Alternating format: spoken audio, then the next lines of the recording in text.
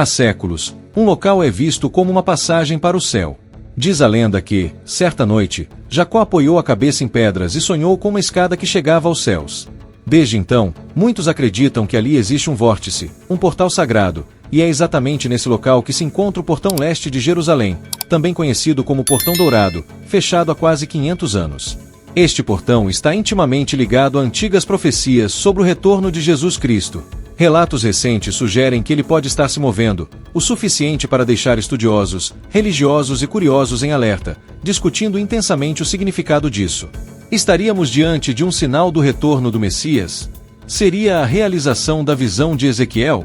Terá chegado, finalmente, o momento mais aguardado da fé cristã? Neste vídeo, vamos examinar de perto o Portão Dourado, explorar seu significado histórico, seu impacto profético e os estranhos acontecimentos contemporâneos que podem indicar que algo extraordinário está prestes a acontecer. Por quase 5 séculos, o Portão Leste de Jerusalém permaneceu selado, imóvel diante da história que se desenrolava ao seu redor. Voltado para o Monte das Oliveiras, local onde Jesus costumava orar, o portão não se abre há séculos, como se o tempo não tivesse poder sobre ele. Mas agora, algo estranho está acontecendo. Relatos começaram a circular. Pessoas afirmam que o portão está se movendo. Será mesmo possível?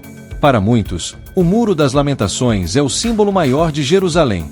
Mas para judeus e cristãos, o Portão Dourado guarda um significado ainda mais profundo, enraizado em profecias milenares. A tradição judaica afirma que o Messias passará por esse portão quando vier. Os cristãos creem que Jesus retornará e entrará triunfalmente em Jerusalém por ele. Justamente por isso, ele foi lacrado, como uma tentativa simbólica de impedir que a profecia se cumpra. No entanto, recentemente, observadores notaram rachaduras, pedras soltas e pequenas alterações em sua estrutura. Mas isso é só o começo. Testemunhas afirmam ter vivido experiências tão estranhas quanto emocionantes, desafiando a linha tênue entre o natural e o sobrenatural. Um rabino da região declarou ter ouvido sons semelhantes a trombetas saindo do subsolo enquanto orava aos pés do monte do templo. Outros próximos ao Monte das Oliveiras afirmaram ter visto as pedras antigas se moverem lentamente, como se fossem impulsionadas por uma força invisível. Há quem diga que sentiu vibrações no chão, como se a própria terra estivesse estremecendo em expectativa. E para adicionar mais mistério, surgiram imagens mostrando rachaduras simétricas na argamassa do portão, sutis demais para causar alarde estrutural, mas impressionantes o suficiente para mexer com a fé dos observadores. Um vídeo viral capturou pombas voando em círculos sobre o portão ao nascer do sol, enquanto uma luz suave parecia emanar da entrada selada. Muitos relacionaram a cena ao Salmo 24, versículo 7, interpretando-a como um sinal de que algo profético está despertando. Levantai, ó portas, vossos umbrais, levantai-vos, ó portais eternos, para que entre o Rei da Glória. Alguns fiéis ainda relataram sentir no ar um aroma semelhante ao de incenso, embora nenhuma fonte física pudesse ser encontrada. Para muitos, esse detalhe apenas intensificou a sensação de que algo sagrado está em curso. Por outro lado, engenheiros sugerem explicações mais racionais. O tempo, o clima ou pequenos tremores de terra poderiam ser responsáveis por essas mudanças. Há quem acredite que é muito mais do que isso. Se o portão foi selado para conter o Messias e agora começa a se mover, talvez seja um aviso. Nenhum esforço humano pode deter os desígnios de Deus. Fica evidente que não estamos lidando apenas com pedras antigas, mas com uma promessa que transcende o tempo. Talvez o portão esteja reagindo a algo maior do que todos nós, algo sagrado e inevitável. E se essas pedras pudessem falar, o que será que diriam? Talvez estejam ecoando a presença de Jesus, que certa vez entrou em Jerusalém aclamado pela multidão, enquanto a própria cidade não compreendia quem ele realmente era. Seria possível que o portão, de algum modo, esteja sentindo que ele está prestes a voltar? Talvez esse portão seja o primeiro a responder antes mesmo que o resto do mundo perceba. Aos poucos, o silêncio começa a ser rompido e a mensagem parece clara: prepare-se. Tudo isso está profundamente ligado a uma antiga profecia, e só entenderemos o real significado desses movimentos quando olharmos para ela com mais atenção. Ao contrário dos outros portões da cidade, este possui um significado religioso e profético muito especial, tanto para judeus quanto para cristãos. Enquanto os demais portões de Jerusalém foram erguidos com propósitos militares ou práticos, o portão oriental sempre foi considerado sagrado, uma porta reservada para o divino. Sua localização estratégica voltada para o Monte das Oliveiras o coloca no centro de diversas profecias relacionadas à vinda do Messias.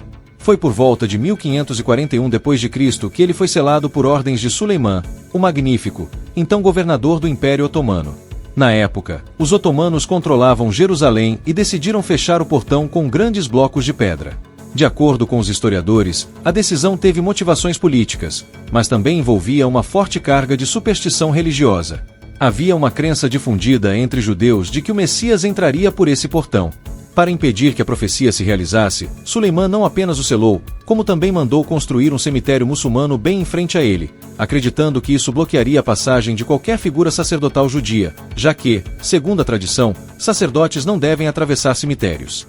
Interessantemente, o portão leste não foi demolido, apenas trancado. Isso sugere não desprezo, mas sim um temor ou respeito por aquilo que ele representa. A decisão de Suleimã mostra que até líderes que não professavam a fé judaica ou cristã reconheciam o peso espiritual do local. Ao selar o portão, o Império Otomano tentava impedir o cumprimento da profecia messiânica, mas, ironicamente, essa ação apenas aumentou o fascínio sobre ele, transformando-o em um símbolo vivo da resistência humana ao plano divino. Na tradição judaica, o portão oriental está diretamente associado à chegada do Messias, muitas vezes referido como ungido, segundo a profecia registrada em Ezequiel 44:1-3. Essa porta deve permanecer fechada, porque o próprio Senhor, Deus de Israel, passou por ela. Ele me reconduziu ao pórtico exterior do santuário, que fica fronteiro ao oriente, o qual se achava fechado. O Senhor disse-me: este pórtico ficará fechado, ninguém o abrirá. Ninguém aí passará, porque o Senhor, Deus de Israel, aí passou. Ele permanecerá fechado. O príncipe, entretanto, enquanto tal, poderá aí assentar-se para tomar sua refeição diante do Senhor. Ele entrará pelo vestíbulo do pórtico e sairá pelo mesmo caminho. Muitos estudiosos judeus interpretam isso como um indicativo de que a presença divina já atravessou aquele portal uma vez e que, no tempo certo, o Messias voltará por ele. Sob essa ótica, o fechamento do portão não é uma negação da profecia, mas uma confirmação. Para os cristãos, o portão oriental tem ainda outra camada de significado. Muitos acreditam que Jesus passou exatamente por ali durante a sua entrada triunfal em Jerusalém, no domingo de Ramos, cumprindo o que estava escrito em Zacarias 9:9. Exulta de alegria, filha de Sião. Solta gritos de júbilo, filha de Jerusalém. Eis que vem-te o teu rei, justo e vitorioso. Ele é simples e vem montado num jumento, no potro de uma jumenta. No capítulo 19 do Evangelho de Lucas, é descrito como as multidões agitavam ramos de palmeiras e clamavam Hosana enquanto ele se aproximava da cidade pelo caminho que desce do Monte das Oliveiras, entrando justamente por esse portão. E mais, muitos cristãos creem que, em sua segunda vinda, Jesus retornará por esse mesmo portão. Essa expectativa se baseia em Zacarias 14:4 e também em passagens do Apocalipse, que descrevem um retorno glorioso vindo do Oriente. Naquele dia, seus pés se apoiarão no Monte das Oliveiras, defronte de Jerusalém, para o lado do Oriente, e o monte se dividirá em dois, do Oriente ao Ocidente, formando assim um grande vale. Metade do monte se afastará para o norte, e a outra metade, para o sul. Dentro da escatologia cristã, o portão não é apenas uma antiga entrada de pedra. Ele representa uma expectativa viva, carregada de mistério e esperança. E quanto mais o portão permanece selado, mais cresce a tensão, a fé e o suspense diante da possibilidade do retorno de Cristo. Curiosamente, o próprio fato de o portão estar selado pode fazer parte de um plano divino. Assim como a primeira vinda de Jesus cumpriu profecias de formas inesperadas, a segunda pode ser marcada por sinais extraordinários, incluindo a abertura sobrenatural desse antigo portão. Há quem acredite que nenhum homem o abrirá. Quando chegar o momento certo, será o próprio Deus quem o abrirá, em um evento tão dramático quanto revelador, no auge de uma crise espiritual ou global. Essa possibilidade adiciona uma tensão inquietante aos acontecimentos modernos. Qualquer pequena alteração, uma rachadura, um tremor, uma vibração, desperta a atenção de observadores ao redor do mundo, especialmente entre aqueles que buscam sinais do fim dos tempos. E à medida que os rumores de movimento se espalham, a pergunta persiste: o portão selado ainda está aguardando ou já está começando a se mover? Curiosamente, os próprios registros históricos desse portão podem conter pistas para essa resposta. O Portão Dourado está localizado na porção norte da muralha leste do Monte do Templo. Essa muralha, visível hoje, foi construída em ao menos 4 fases principais: durante o reinado de Ezequias, na época de Zorobabel, na era dos Asmoneus e, mais significativamente, sob o reinado de Herodes. Acredita-se que o atual Portão Dourado foi erguido sobre as fundações de um portão mais antigo. Um arco dessa estrutura ancestral possivelmente repousa logo abaixo da entrada atualmente selada, como se o passado estivesse escondido sob as pedras do presente. O historiador do primeiro século, Flávio Joséfo, menciona um portão oriental em suas Antiguidades dos Judeus, descrevendo-o como parte do limite nordeste do pátio interno sagrado. A Misná, o primeiro grande texto do judaísmo rabínico, também faz referência a uma antiga passagem que se estendia desde o Monte do Templo, atravessando o Vale do Cédron, até o Monte das Oliveiras. Já o rabino Eliezer discordava dessa concepção. Para ele, não era uma passagem elevada, mas sim uma estrutura sustentada por colunas de mármore, coberta por tábuas de cedro. Essa passagem teria sido usada exclusivamente pelo sumo sacerdote e sua comitiva em rituais envolvendo a novilha vermelha, ou bode expiatório de Yom Kippur. Esse portão ancestral, chamado de Portão de Shushan, não era acessível ao público comum. A data exata da construção do Portão Dourado atual permanece desconhecida, em parte devido à proibição de escavações arqueológicas na área pelas autoridades muçulmanas. Pesquisadores do século XIX e início do século XX acreditavam que o portão era anterior ao surgimento do Islã. No entanto, estudos mais recentes sugerem que ele foi construído entre o século VII e VIII, durante o Califado Omeíada. Ainda assim, o debate acadêmico permanece dividido. Alguns sustentam que sua origem é tardiamente bizantina, enquanto outros acreditam que ele foi erguido pelos próprios Omeíadas, utilizando artesãos bizantinos por volta do final do século VII. Uma corrente ainda mais antiga defende que ele foi construído em 520 d.C., durante o reinado do imperador Justiniano I. O arqueólogo Lin Itmer, que estudou o local na década de 1970, afirmou que dois grandes pilares monolíticos encontrados dentro do portão pertencem a uma estrutura ainda mais antiga, provavelmente ligada ao portão de Shushan mencionado na Misná e datado do período do Primeiro Templo. O célebre filósofo Maimônides também descreveu o trajeto pelo portão oriental durante o período do Segundo Templo. Segundo ele, tratava-se de uma passagem plana seguida por uma escadaria de 12 degraus que levava ao Pátio das Mulheres, um dos recintos sagrados do templo. Historicamente, o Portão Dourado foi selado pelas autoridades muçulmanas em 810 d.C., reaberto brevemente durante as Cruzadas em 1102 e novamente fechado por Saladino em 1187. Mais tarde, o sultão otomano Suleiman, o Magnífico, reconstruiu parte das muralhas e selou o portão em definitivo por volta de 1541. Embora possa ter sido por motivos defensivos, a tradição judaica vê nesse ato uma tentativa de impedir a entrada do Messias. Curiosamente, algumas interpretações islâmicas também veem esse gesto como um ato espiritual. Suleiman teria selado o portão não apenas para barrar o Messias judeu, mas para conter o possível falso Messias ou anticristo. No entanto, os muçulmanos também acreditam que Jesus foi um grande profeta e que ele voltará. E quando isso acontecer, muitos temem que ele possa justamente retornar ao Monte do Templo, que repousa atrás desses muros silenciosos. Eles selaram o portão e, como se não bastasse, um cemitério foi estabelecido bem em frente a ele para impedir a entrada do profeta Elias, considerado descendente de Arão e, portanto, um sacerdote. Como os sacerdotes são tradicionalmente proibidos de entrar em cemitérios, a barreira seria simbólica e espiritual. No entanto, segundo a tradição judaica, existem certas condições sob as quais essa entrada seria permitida. Durante o período otomano, o vestíbulo interno do portão chegou a ser usado como espaço para a queima de tijolos destinado às reformas no Monte do Templo. Posteriormente, uma mesquita foi construída nas proximidades para abrigar os trabalhadores, mas foi demolida no século XIX por ordem do sultão para dar lugar a uma restauração maior. Um novo muro e arcos foram erguidos no lado oeste do portão. Atualmente, a estrutura, com 24 metros de altura por 7 metros de largura externa, é dividida em duas seções simétricas por uma fileira central de colunas. Abaixo do piso atual repousa o topo de um arco mais antigo. Sua base ainda está enterrada, sugerindo que o nível original do solo era bem mais baixo do que o de hoje. Em 2003, autoridades israelenses fecharam o acesso ao portão a partir do Monte do Templo após revelarem conexões entre os administradores do local e o grupo Hamas.